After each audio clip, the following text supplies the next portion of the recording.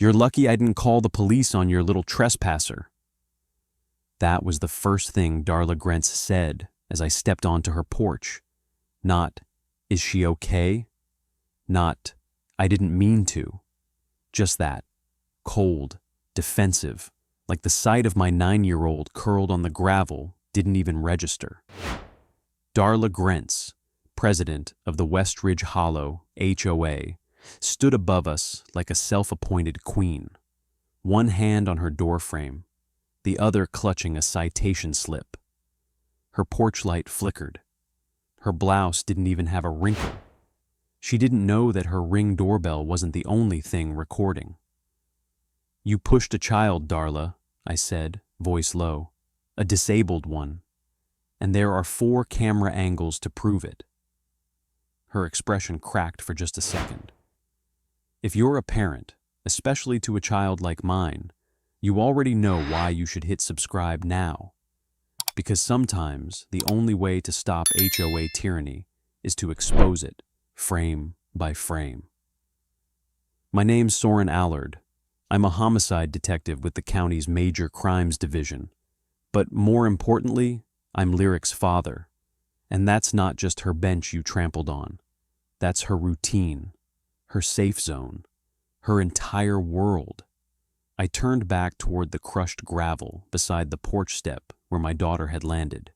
She'd dropped the porcelain squirrel she was trying to return, Darla's stupid lawn ornament that had blown into our yard the day before. She thought she was helping, because that's who Lyric is. She fixates on harmony, on patterns, on completing a circle. Darla broke all of that with one shove, and Lyric hasn't spoken since. That bench on our porch isn't just wood and screws. It's the memory porch Lyric built with my late wife during chemo. It's where they traced clouds and tapped out stories in Morse code. After the funeral, it became our therapy tool, her sanctuary. We even had an ADA therapist certify it in our recovery plan. The HOA called it non-standard structure and tried to have it removed twice. But that wasn't enough for Darla. For weeks, we got fines, notices, community tranquility violations, when Lyric laughed too loudly or walked barefoot on our own lawn, when she hummed to herself in patterns. Then it was public disruption, then visual inconsistency. Neighbors saw. Some nodded in quiet sympathy. Most looked away. But this was different. I saw the fall from 20 feet away, the slight push, deliberate but subtle, not enough to knock an adult off balance. But for a child like Lyric, sensory shock, disorientation. Her elbow hit first, then her shoulder. No scream, just that sharp intake of breath I've only ever heard at crime scenes. I lifted her gently, checked her pupils, scanned for concussion signs, and carried her back to our house. Darla didn't move. She watched like a hawk defending territory. I knew what she'd say. She was trespassing. She made me uncomfortable. I didn't mean to, but meaning doesn't undo trauma, and it doesn't make bruises fade any faster. Later that night, I pulled the footage, not just Darla's porch cam. I had 4 synced feeds of my own, 2 stationary, 1 motion-tracked, 1 wide-angle overhead. Thane, my brother, rigged them after the first false citation. He's a forensic video analyst. Lyric calls him Uncle Zoom. The metadata's clean, the audio's crisp, every second, time-stamped. That footage doesn't lie, and neither do the injuries on Lyric's arm. The HOA tried to bury it, said we should resolve this privately. Darla's version? An unfortunate misunderstanding. She offered to waive our next fine, as if that was a favor. But I've worked enough crime scenes to know, when people start sanitizing the story before the facts are out, they're hiding something bigger. That's when I made the call to my sister Delra over at the ADA liaison's office. Not to press charges yet, not to sue, but to begin the paper trail, to notify the agencies that matter, and to prepare what the HOA least expected: external intervention. My daughter might not have words right now, but I do, and so does the law. Where are you watching from? Because if this has happened in your neighborhood, you're not alone. The next morning, a fresh citation was waiting under my windshield wiper. Violation: unaccompanied minor entering HOA-designated private space. It was printed on thick paper, same font they always used. HOA logo in the corner, like some badge of authority. The timestamp matched the exact moment Lyric had stepped onto Darla's porch to return the ornament. No mention of what Darla did to her, just the implication that my daughter had done something wrong. That's how it always started in Westridge Hollow. The citations were never about what they claimed. They were warnings, soft threats wrapped in legalese. A paper trail built to corner you, so by the time you push back, they've stacked enough violations to make you the aggressor. I'd seen it before, on cases where neighbors weaponized silence and wrote false complaints to edge people out. The pattern was textbook, and now it was happening to my daughter. Lyric wasn't speaking. Her sketchpad sat untouched. She didn't touch her puzzle tiles. She just stood at the window, rocking side to side like the world had shifted under her feet. That window faced Darla's porch. I moved her routine, adjusted the bench to face the garden instead, planted a privacy screen to block her line of sight. It was all I could do while waiting for something to break. I didn't have to wait long. That afternoon, I took a walk through the neighborhood trails. I needed to see what had changed, if anything. Westridge Hollow looked peaceful on the surface. Brick paths, flower beds, motion-activated sprinklers clicking in sync. But underneath, I felt the way people avoided eye contact, the way dogs barked faster near Darla's house, the way the air changed when you passed by certain yards. I paused near the community board outside the garden. A notice was pinned there. Reminder: all residents must adhere to porch visibility standards. No non-approved furnishings or personal therapy equipment visible from curb. No names, but I knew who it was aimed at. The memory porch wasn't some eyesore. It was simple wood, gray-stained to match the house. Lyric had tiled the backrest with blue glass pieces shaped like waves. One corner had a faded carving, L+M, her mother's initials, her name. A promise I made in hospice right before everything ended. That bench kept her tethered. And now they were trying to erase even that. Further down the trail, I noticed something else. A new camera mounted discreetly under a wind chime near the HOA clubhouse. A low fisheye lens with a motion trigger. Not city installed, not officially declared. It faced outward, toward the sidewalk, toward the direction of our house. I made note of the make and model. Back at home, I reviewed past citations. I laid them out chronologically. Each notice, each complaint, each fine. Not just ours. I accessed the public HOA records online. Buried in PDFs, I found other families, quiet ones, who'd been cited for similar disruption codes. One had a son in a wheelchair. Another had an elderly parent with dementia. None had fought back. They'd either moved out or vanished from the minutes. It wasn't just Darla.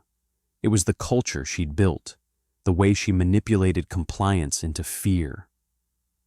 That night, I pulled up body cam footage from a case I'd worked years ago. Unrelated, but useful. It involved a property dispute in a wealthy neighborhood. The tactic was similar. Layers of minor infractions used to trigger forced mediation, which then led to amicable resolutions that favored the HOA leadership's friends. Quiet bullying with a legal face. I saw the same fingerprints here, and I realized this wasn't going to stop until the pattern was broken at the root. I started outlining what would qualify as ADA interference, not just in terms of physical harm, but in terms of emotional disruption to a child's medical routine. I cross-referenced it with county regulations on neighborhood governance. Most HOAs operate under nonprofit corp status. That means they're vulnerable if shown to cause discriminatory harm. I just needed one more thing to tie it together. Someone who'd seen the inside. Someone who knew how Darla operated when no one was watching. The only person who fit that bill was Nehemiah Clove, HOA secretary, retired military chaplain. Always polite, always quiet at board meetings. The kind of man who knew the difference between rules and right. I passed him walking toward the clubhouse one evening. He nodded once but didn't stop. That nod wasn't just politeness, it was guilt. And maybe readiness. He hadn't said a word yet, but something told me he'd seen more than he was comfortable holding on to. And if I was right, he was going to be the key. Nehemiah Clove stood beside the community fountain, like he always did before the monthly board meetings, hands folded behind his back, head slightly bowed, as if in silent prayer. He wasn't a man who spoke often, but when he did, people usually listened, not out of fear, out of weight, like his words came with consequence. I stayed back at first, pretending to check the notice board, watching as he nodded politely to passing residents. No one lingered. No one dared to ask him questions. They all respected him, but they also knew he sat on the same stage as Darla Grentz, and that made him dangerous by association. He finally turned his eyes to me, steady, unflinching. He didn't flinch the day Lyric fell either. That was what stuck with me. "She healing?" he asked without greeting. "Physically, yes," I said. "Emotionally, it's hard to tell when she won't make eye contact." He nodded once, jaw tight. "Kids shouldn't carry that kind of silence." "No, they shouldn't."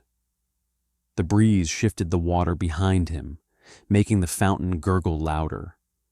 I caught the glint of his HOA badge, small, silver, pinned perfectly on his shirt pocket. Nehemiah Clove, HOA secretary. "You saw what happened," I said quietly. "I did. And you didn't speak up."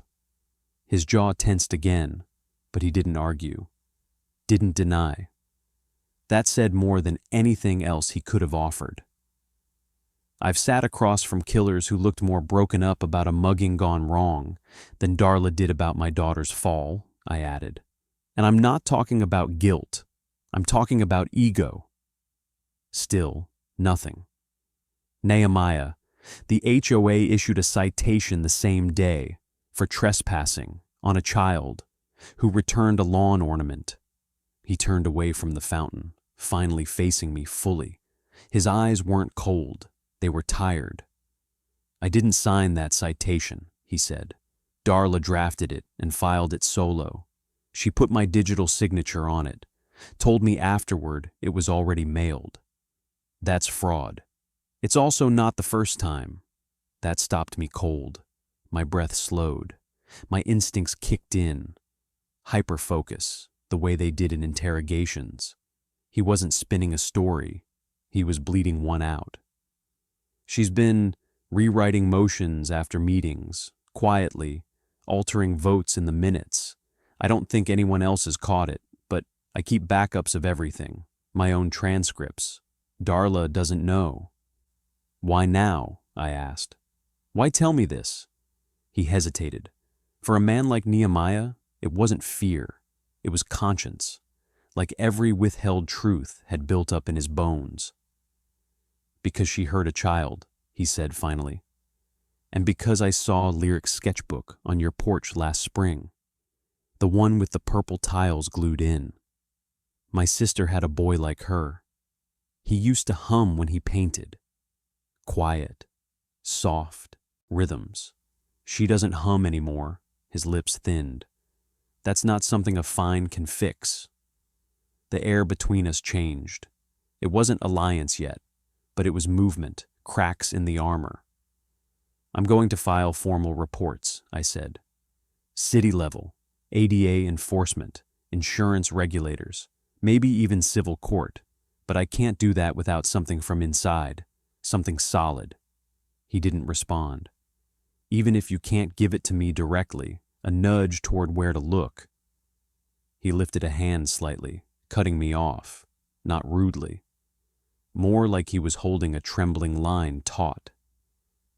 I'm not saying I will, he murmured, but I'm saying if I were to help, I'd start with the security meeting audio logs from March. She thought she was muted. She wasn't. It's saved in the archived board folder under maintenance.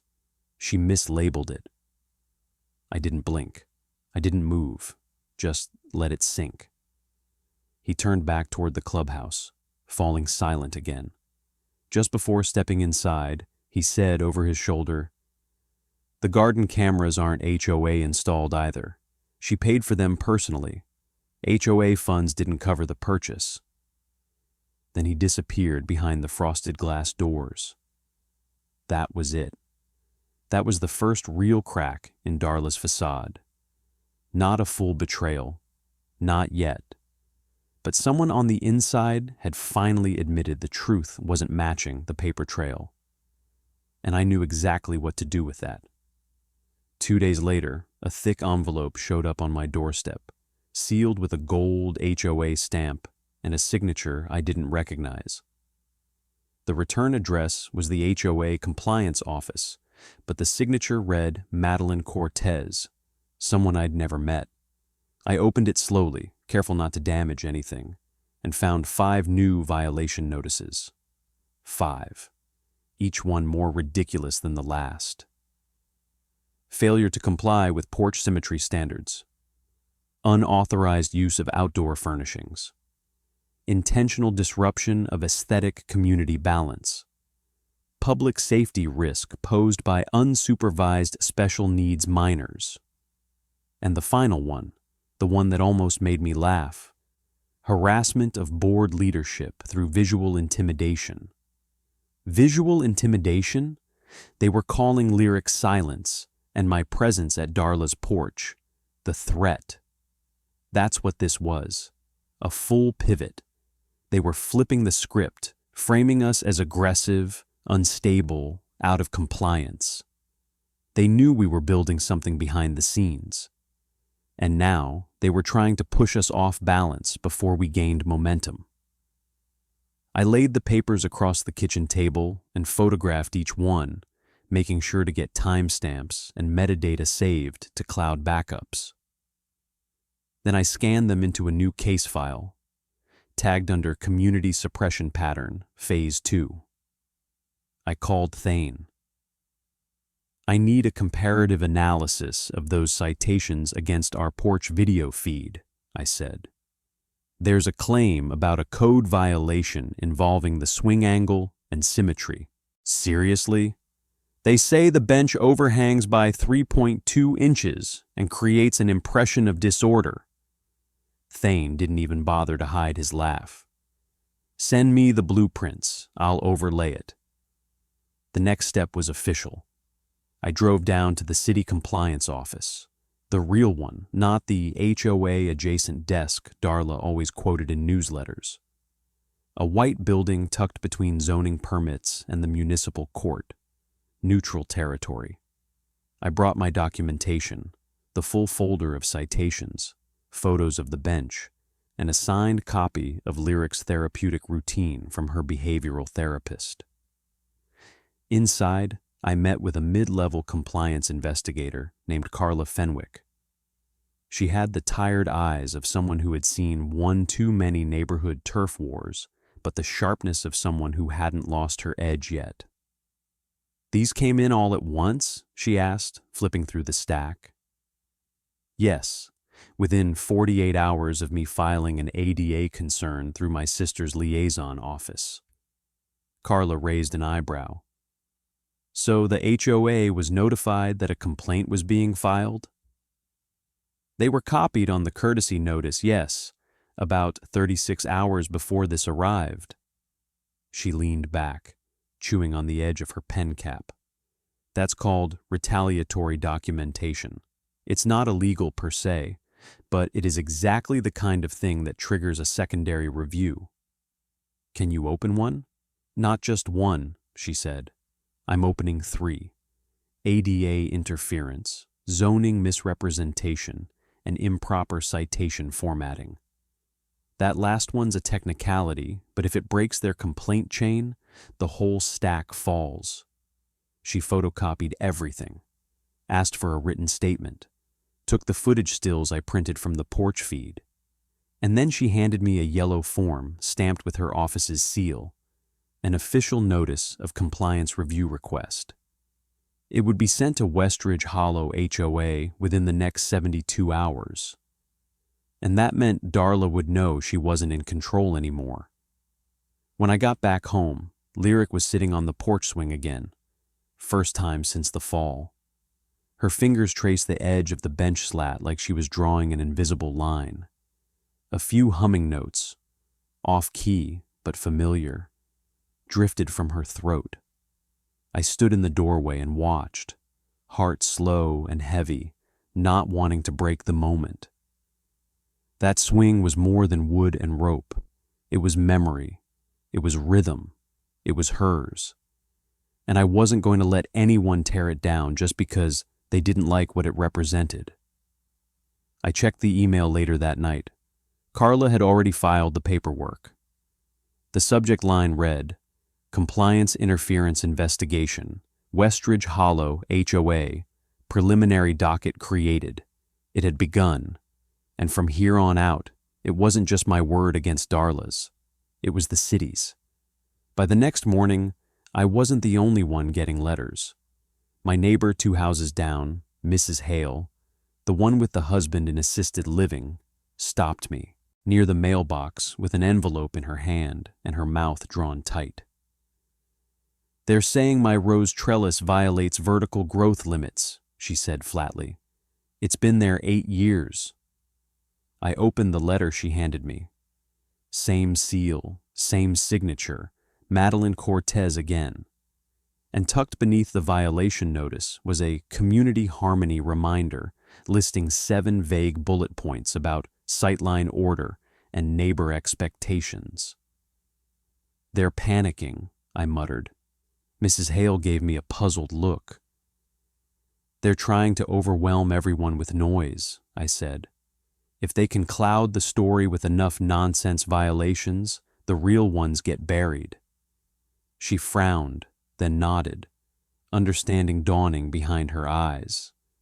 They think we're too old or too scared to push back. Not all of us. I went back inside and called Delra.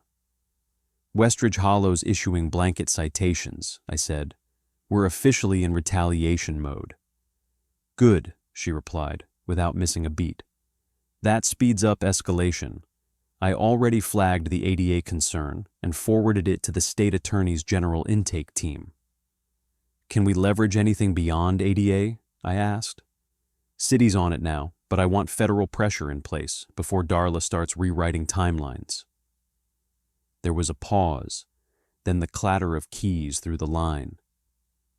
If the HOA is issuing violations to deter formal action, she said, and those violations include any references to mental or developmental conditions, you're looking at potential exposure under Title II of the ADA and the Fair Housing Act. That's what I needed to hear. I hung up and immediately began structuring the next piece of the puzzle.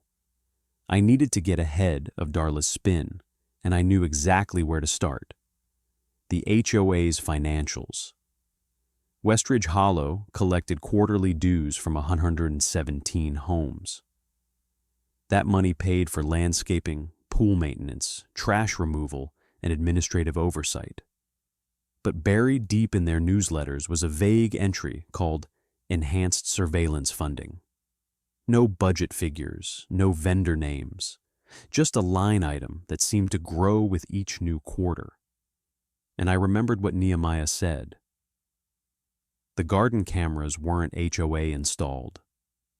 That meant Darla was using community money or hiding purchases outside the budget to fund her private surveillance.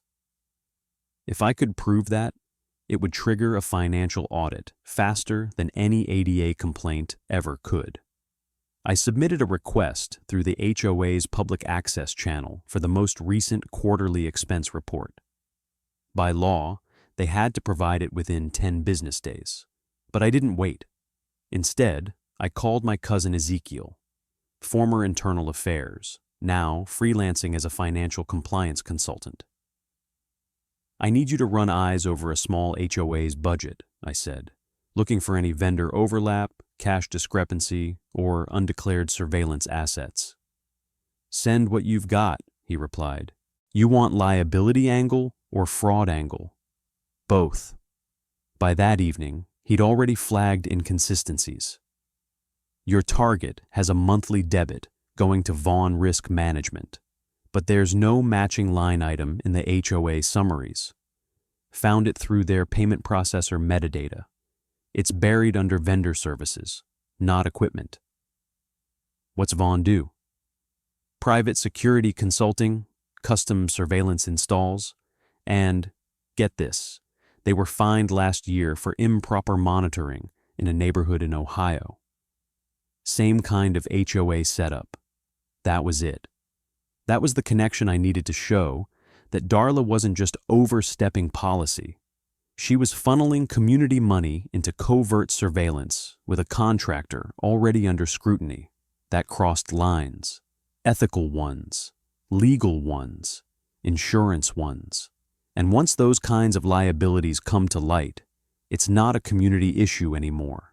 It's a financial bomb waiting to go off. I backed everything up, compiled the documents, and built a duplicate package for Carla at City Compliance. One version would go to her, the other, directly to the HOA's liability insurer, listed in their founding documents. As I filed everything away, Lyric came into the room. She still wasn't talking, but her sketch pad was in her hand again. She held it up, showing me the page. It was the bench. But this time, there was something new. 2 figures sitting on it. One small, one larger. Her lines were tight. Her colors were warm. And in the corner, she'd written a single word in block letters. Safe. I stared at it for a long time. Darla had no idea what she'd started. The letter from the insurer landed in every mailbox in the neighborhood the next morning. It was thin, plain, no HOA logo, just a crisp envelope with a barcode in the top right corner and the words Policy Evaluation Notice stamped above the recipient's name. I opened mine standing at the curb. 3 lines in, I knew Darla had just lost control. Due to pending investigations related to ADA violations, community governance practices, and surveillance liabilities, your property's insurance coverage through the Westridge Hollow HOA policy may be subject to reevaluation. It was the perfect storm. Insurance companies don't wait for lawsuits. They don't play defense. The moment they smell exposure, especially tied to discrimination, personal injury, or unlicensed surveillance, they start pulling strings to protect their balance sheets. And that meant pulling strings on Darla. I could picture her expression when she read it. She would have opened it with her usual smirk, expecting another chance to assert power. And instead, she found a mirror of everything she thought she could hide. I took a slow walk past her house later that afternoon. Her blinds were drawn. The porch where she'd pushed Lyric was spotless, like it had been scrubbed twice over. No lawn ornament, no welcome mat. Even the fake flowers were gone. I wasn't the only one watching. A few houses down, I saw Mrs. Hale standing with a couple I didn't know well. Kevin and Rena, I think. They were holding their letters too. Whispers passed between them. Tension, yes, but also something else. Recognition. That's how it starts. Not with a riot, not with a confrontation, with eyes that meet instead of turning away. That evening, I sat with Lyric on the porch. She hadn't drawn again, but she was humming, just barely, like the sound was sneaking out without permission. I didn't interrupt her. I just sat beside her on the swing and watched the wind pass through the garden. She suddenly reached out and gripped my hand. Not hard, just tight enough that I knew she needed it. I stared at our intertwined fingers for a long moment, and then I made my final decision. It wasn't enough to get Darla removed. It wasn't enough to get an apology. This had to end in a way that would prevent another Lyric from ever being pushed, silenced, or blamed in this neighborhood again. That night, I finalized the formal filing. It wasn't just an ADA complaint anymore. It was a joint enforcement referral.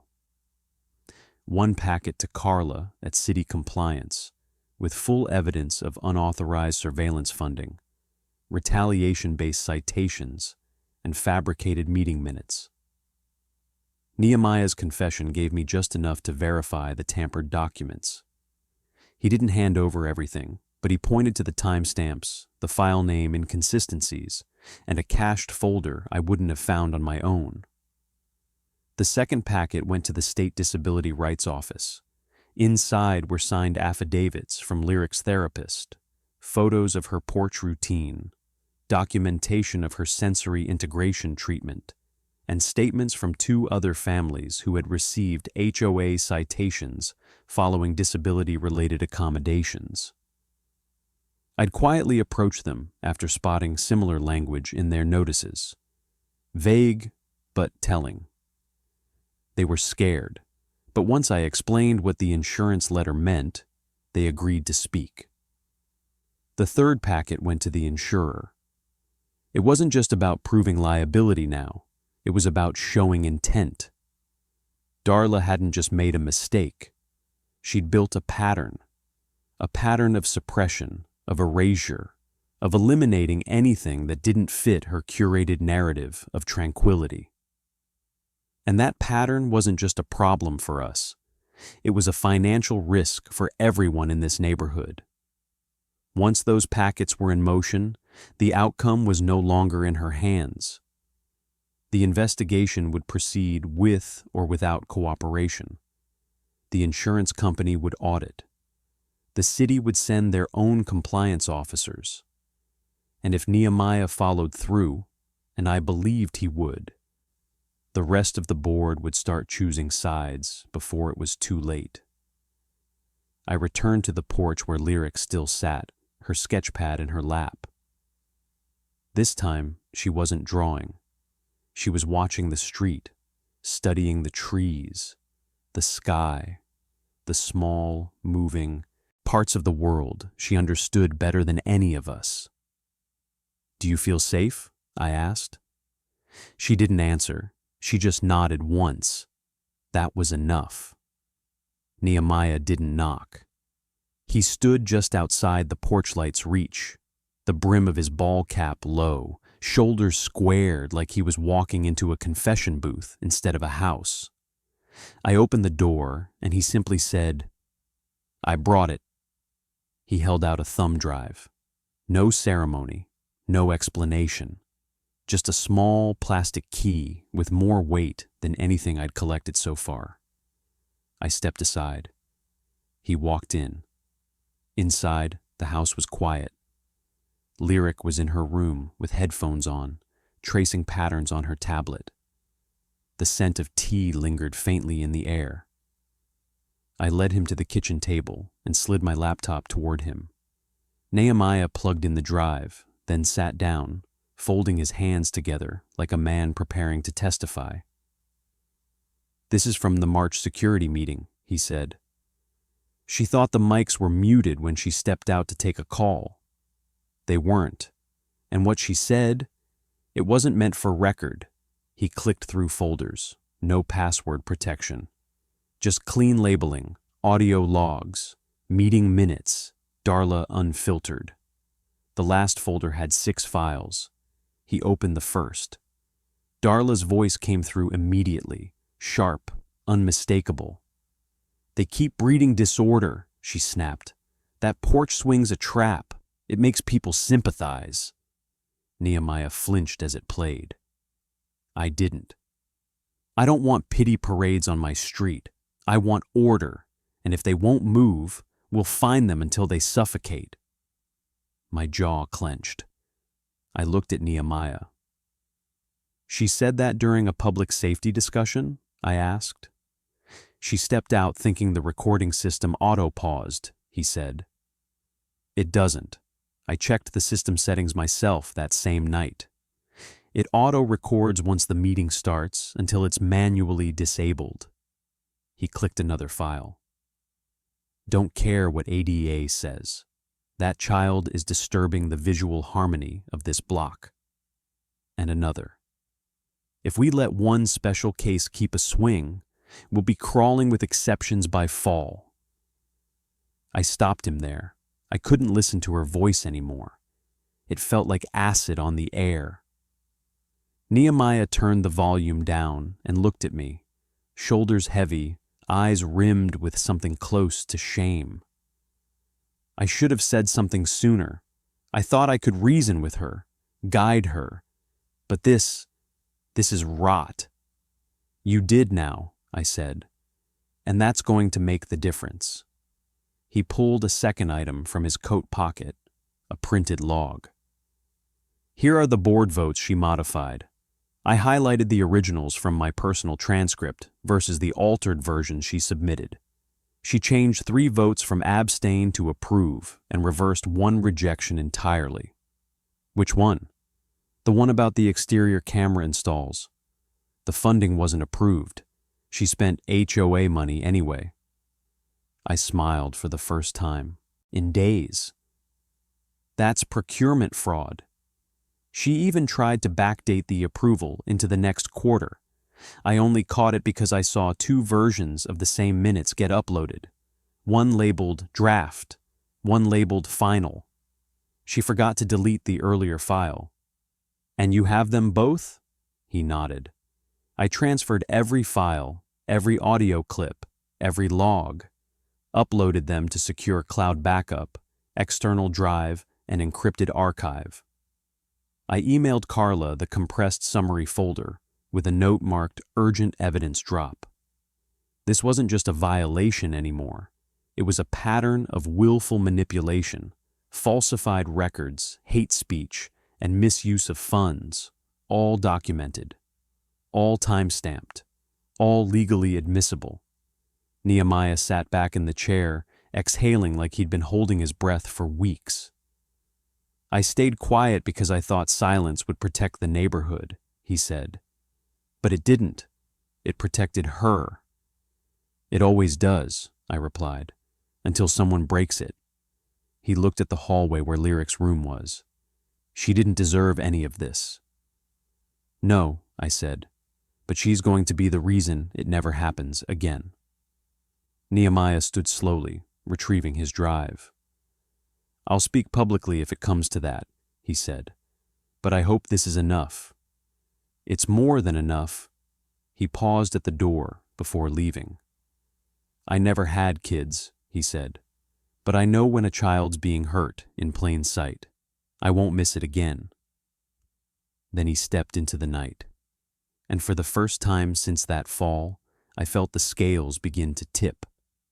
I didn't sleep that night, not out of worry, out of precision. By dawn, I had a whiteboard covered in arrows, names, timestamps, policy numbers, and procedural hooks. I'd spent years watching guilty people talk their way out of consequences. I wasn't going to let this one do the same, not with my daughter at the center. Victory wouldn't come from outrage. It had to be airtight. I started with the footage again, not the porch shove. We already had that sealed and certified. I went back further, pulling every instance of Darla mentioning Lyric in official meetings. She never used her name, but her language gave her away. The child, the swing, that family. Patterns matter in prosecution. So do word choices. She was always vague in public, but venomous in private. I layered her private recordings, courtesy of Nehemiah, against her official meeting transcripts. The differences were glaring. On paper, concerns have been raised about structural compliance. On tape, I want that swing gone. It makes the place look like a therapy center. She was methodical, but she wasn't smart enough to keep both stories aligned. Next, I cross-referenced the financial entries. Vaughn Risk Management had billed the HOA for a safety consultation on April 6th. But in Darla's board emails, ones we accessed through a routine HOA data request, the same charge was described as community beautification strategy, a phrase vague enough to pass internal approval. Ezekiel flagged it instantly. "That's laundering the service category," he said. "She's using cosmetic language to obscure surveillance deployment." He drafted a short memo for me. 3 paragraphs, clean, direct. Attach the vendor's public disciplinary history and Darla's own wording side by side. I packaged that with the audio logs and the fabricated vote changes. It was a mosaic of misconduct. Meanwhile, Delra filed the ADA expansion request, broadening the scope from individual violation to structural pattern of discrimination. That triggered automatic escalation to the state office. Within an hour, I got a call from the HOA's insurer, not a lawyer, an auditor. "Mr. Allard," he said evenly, "we've received preliminary materials that raise concerns regarding Westridge Hollow's financial integrity and exposure to civil liability. I assume you're referring to the manipulation of approval records and misuse of surveillance funding?" "Yes, and the possible concealment of those expenditures under falsified vote counts." His tone stayed neutral, but I could hear it. The shift. This was no longer about neighborhood politics. This was a claims analyst picturing 7-figure liability with Darla's name stamped across it. He asked for one thing: a meeting, neutral ground. 3 parties, myself, Nehemiah as witness, and a representative from the board. I agreed. Then I called Carla. "Everything's in place," I said, "but I need the city's ADA rep present at the confrontation." "She doesn't know how bad this could get," Carla confirmed. The city would send an observer to document the proceedings, quietly but officially.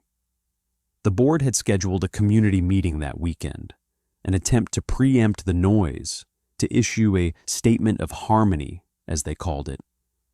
But I was going to make sure the truth spoke louder.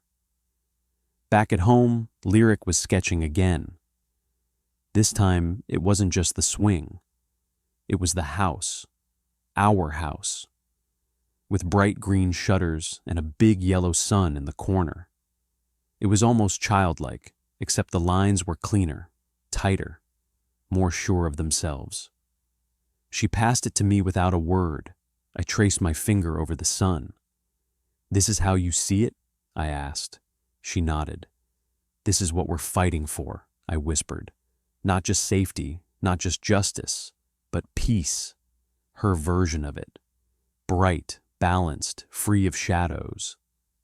By the time the sun set, I had the confrontation plan drafted.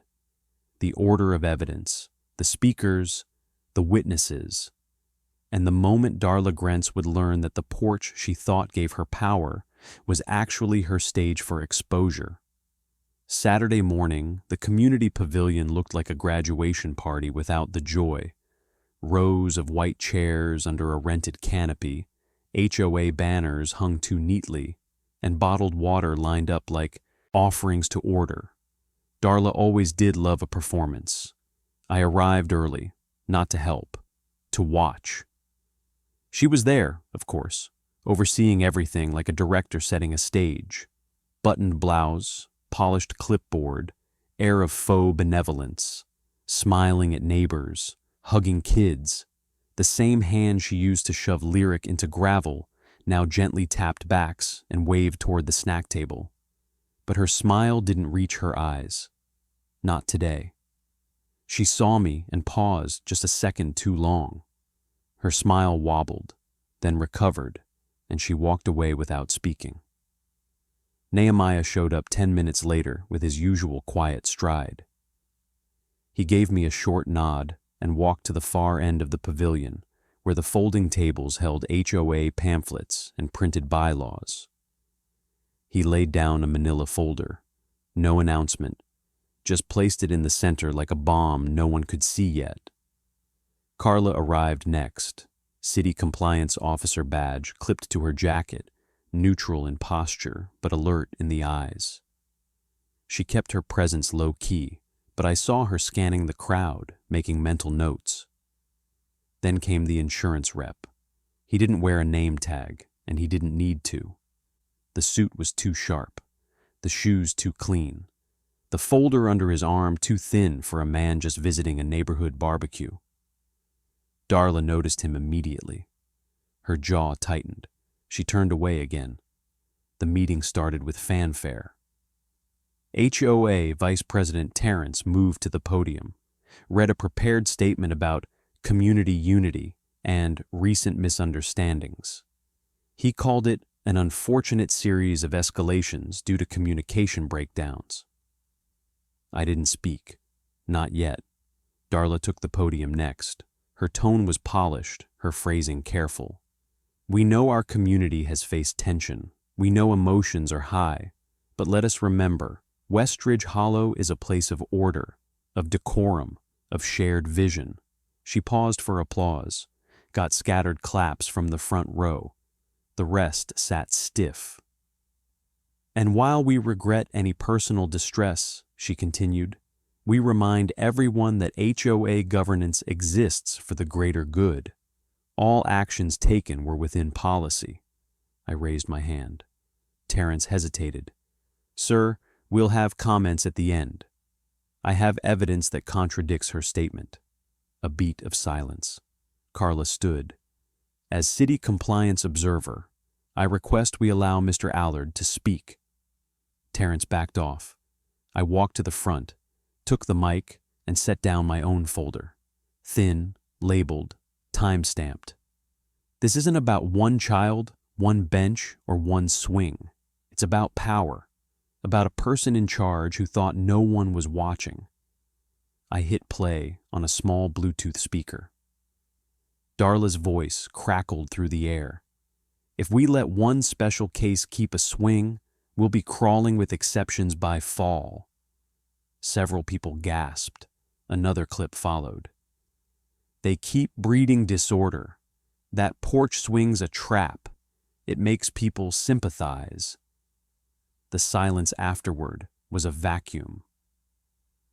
I have 6 more recordings, I said, taken from HOA meetings, recordings that were supposed to be muted but weren't.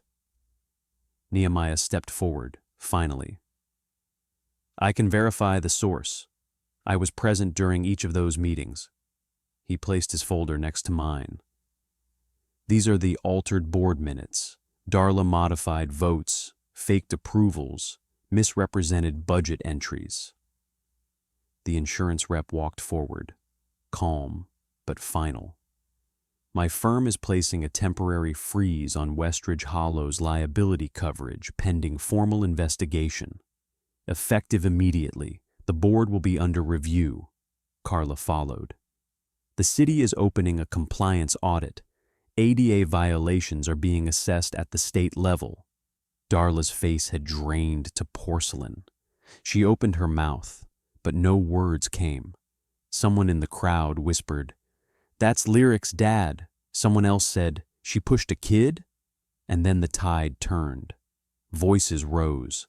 Neighbors once silent, now asking questions. Terrence stepped away from the mic. Darla backed up. For the first time since she took power, she had nowhere to stand that wasn't under scrutiny. And I didn't have to say another word. The truth did the work for me. By Monday morning, the cracks had become collapse. Darla didn't show up to the board's emergency session. She didn't send a statement. No call, no email, no denial. Just absence. That told me everything I needed to know. For people like her, silence isn't surrender. It's retreat. Not because of shame, but because the spotlight turned too hot. The HOA's legal counsel, someone I'd never met before, stood in her place. Young, stiff, dressed like he'd come straight from a deposition and hated every second of it. "We are conducting an internal review," he said, not looking up from his notes. "No board decisions will be made until the matter of procedural integrity is resolved." Translation: They knew she'd crossed legal lines, and now they were scrambling to protect the structure before it burned down with her. I stayed silent during the meeting. Let them talk, spin, distance themselves. Nehemiah sat across the room from me, still and unreadable. But when the new lawyer stumbled over the term unintentional oversight, I saw his jaw tighten. Good. Outside, the insurance investigator was already back, this time with a clipboard and 2 assistants. They were measuring property lines, checking camera positions, asking for access to HOA purchase logs. I walked past them without a word, just tipped my head once. They didn't need anything from me anymore. The system was in motion. This wasn't my battle alone now.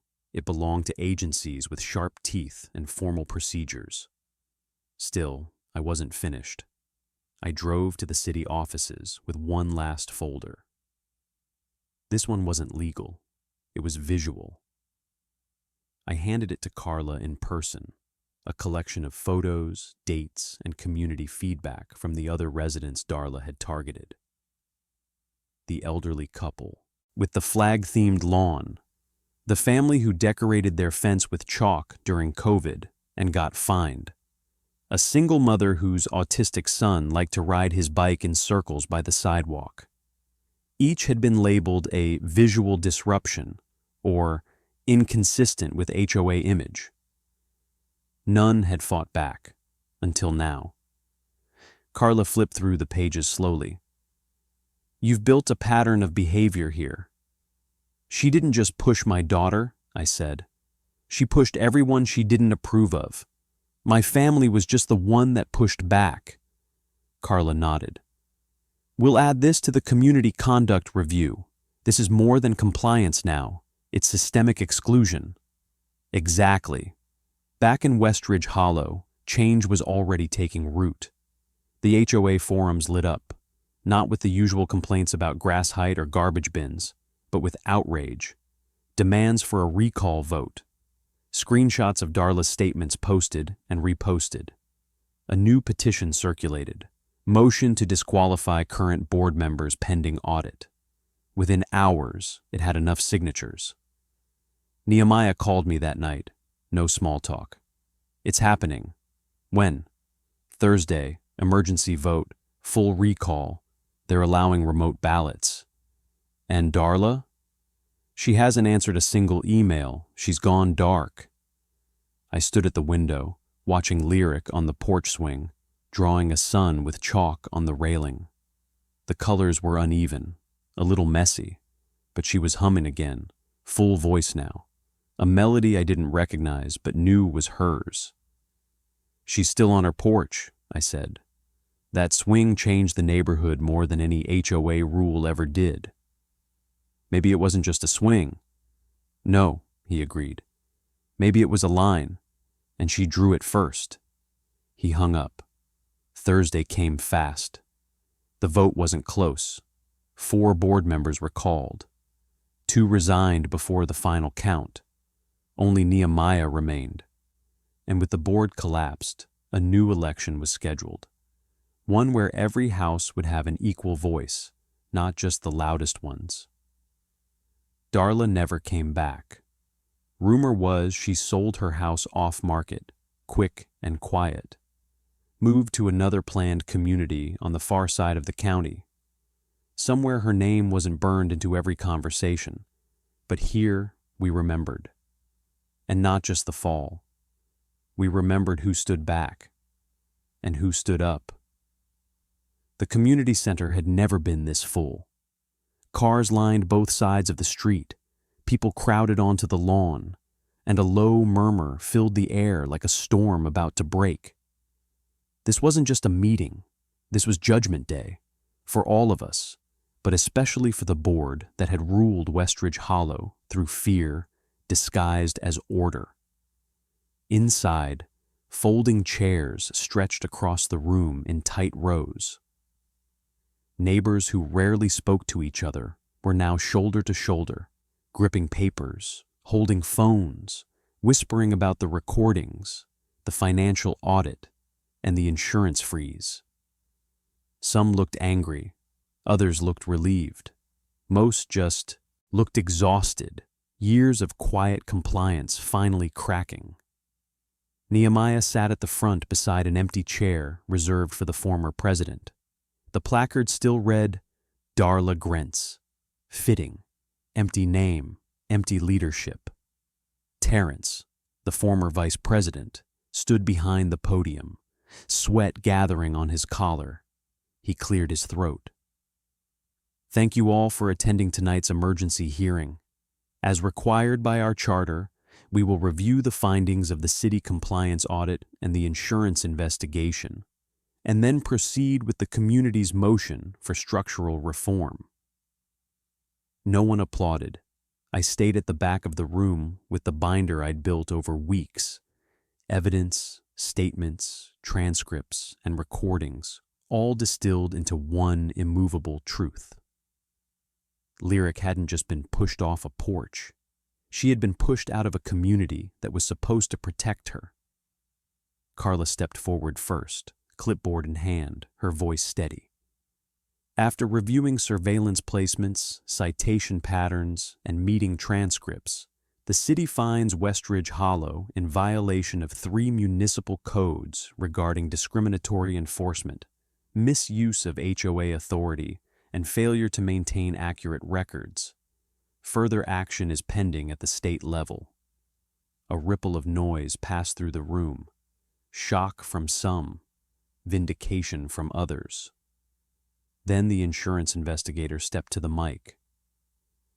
Our audit found misallocated funds, falsified approval records, and unauthorized surveillance expenditures.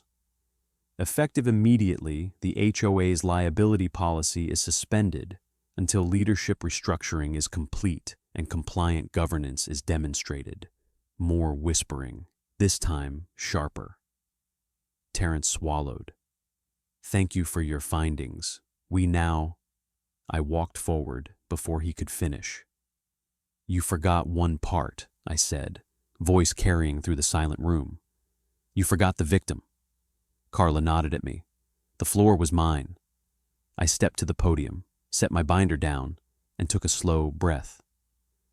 My daughter, Lyric, is 9 years old, autistic, gentle, kind, and she was shoved to the ground by the woman whose empty seat sits in front of you tonight. A murmur, small, tight, painful, moved through the crowd. While she cried in the gravel, your president stood over her and blamed her.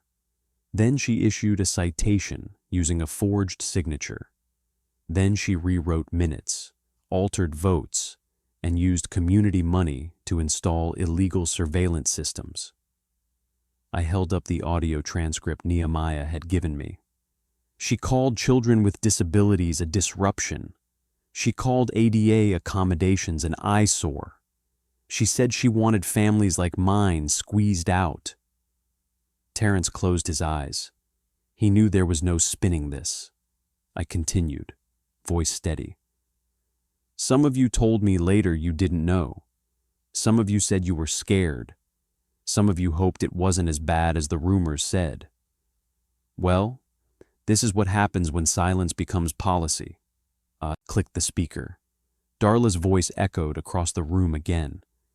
If we let one special case keep a swing, we'll be crawling with exceptions by fall. The reaction wasn't shock this time.